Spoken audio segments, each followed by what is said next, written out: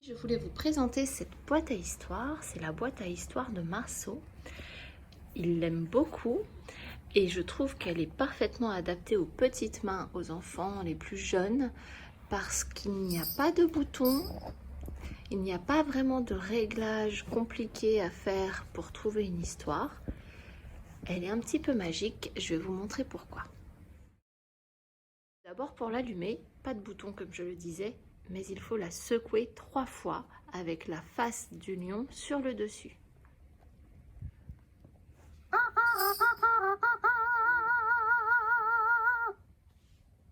Ici, Marceau allume sa conteuse tout seul.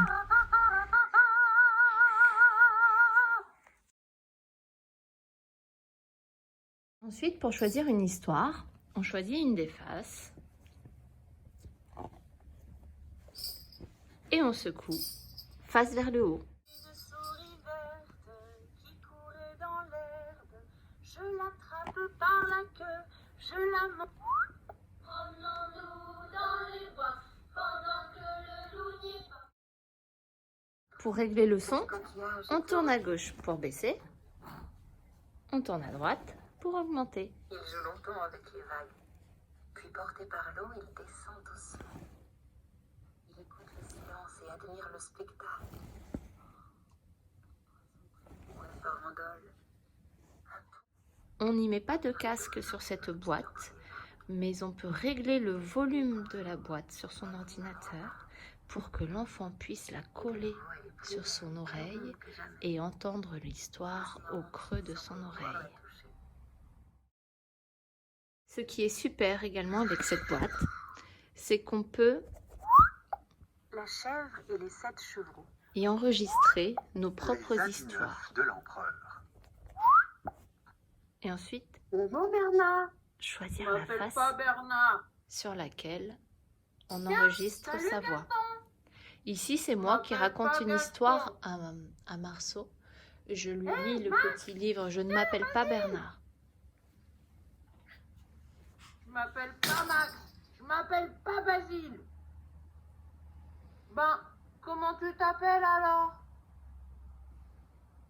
Je vous le dis. Ce qui est super avec la conteuse, c'est qu'on peut y enregistrer une histoire avec sa propre voix, comme je vous l'ai déjà dit, mais en allant sur le studio, sur le site internet, on peut aussi demander à quelqu'un à distance d'enregistrer une histoire et ensuite la placer à l'intérieur de la boîte sur l'une des faces choisies. Et ce qui est super aussi, c'est qu'on peut y mettre des MP3, donc les chansons favorites de vos enfants, on peut les insérer dans la conteuse. Pour arrêter la boîte à histoire, on la tourne dans le sens inverse des aiguilles d'une montre, plusieurs fois.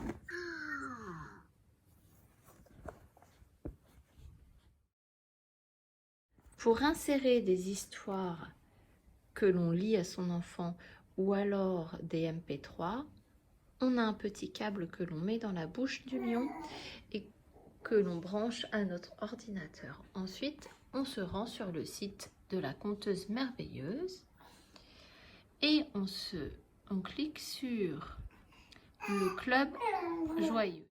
Une fois qu'on est connecté, on a des histoires que l'on peut acheter et télécharger, mais on a également le studio pour enregistrer sa voix et ses histoires.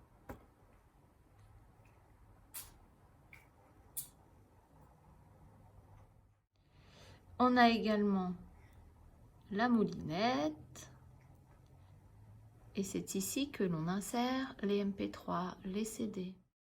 Voilà pour le petit tour de présentation de la conteuse merveilleuse. C'est une boîte à histoires qu'on apprécie beaucoup à la maison. En plus d'être une boîte à histoires, c'est aussi une boîte à musique et une boîte qui nous permet d'enregistrer notre propre voix afin que notre enfant prenne plaisir à nous écouter, même quand on n'est pas là.